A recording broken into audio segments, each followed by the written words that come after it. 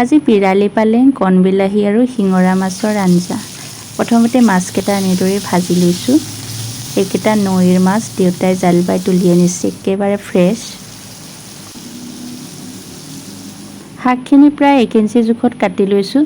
বেছি মিহিকৈ কুটিলেও শাক পাতৰ আচল সোৱাদটো পোৱা নাযায়।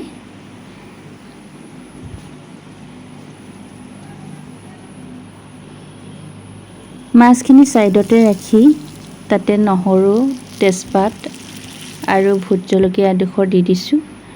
শুকান ভোট জলকীয়া, নাভাবিব আকৌ শুকান ভোট জলকীয়া বেছি জ্বালা নাই বুলি, খুব জ্বালা হয়, গতিকে চাই চিতি দিব।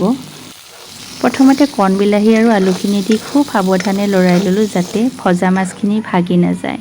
তাৰপিছতে শাকখিনি অকণমান মোহাৰি পানীখিনি টুকি এনেকৈ ওপৰত দি দিলোঁ আৰু খুব সাৱধানে মাছখিনি ওপৰলৈ তুলি তললৈ শাকখিনি দি দিলোঁ। তাৰপিছত ঢাকোন মাৰি গেছটো চিমত ৰাখি প্ৰায় 10 মিনিট সময় থাকিব দিলোঁ আৰু মই বন তুলসী ছিঙিব গ'লোঁ। এয়া বন তুলসী, আপোনালোকে কি কয় নাজানো, আমি বন তুলসী বুলিয়ে কওঁ। বন মছলাত পৰে এইবিলাক আচলতে। এতিয়া প্ৰায় 10 মিনিটৰ পিছত সেয়া দেখিছে খুব সুন্দৰকৈ বস্তুখিনি সিজি গ'ল। তাৰপিছত জোখমতে পানী দিলোঁ, দি গেছৰ জুই ফুল ফ্লেমত দিলোঁ আৰু এইফালে এটা শিঙি মাছ আমি পুৰি লৈছোঁ পুৰা পিটিকা কৰি খাবৰ কাৰণে। এতিয়া আঞ্জাখিনি প্ৰায় উতলিছে আৰু সিজিছে, খবৰ হৈছে, সেইকাৰণে আমি বন তুলসী কেইডাল এনেকৈ মোহাৰি দি দিলোঁ। সেইখিনি হ'বৰ সময়ত দিব লাগে আঞ্জাখন। এয়া খুব ধুনীয়াকৈ উতল আহিছে, 100 ডিগ্ৰীত উতলি আছে।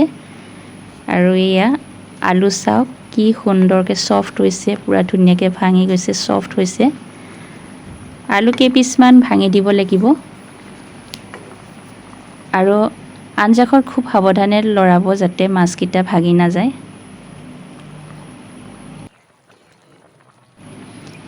এয়া আঞ্জাখন নমাবৰ হৈ গৈছে। এয়া ভাত সাজিলোঁ আৰু এয়া আজি আমাৰ আলু কণবিলাহী পিৰালি পালেঙৰ সৈতে শিঙৰা মাছৰ জোল আঞ্জা আৰু লগতে লৈছোঁ কাজি নেমু আৰু কেঁচা ভোট জলকীয়া।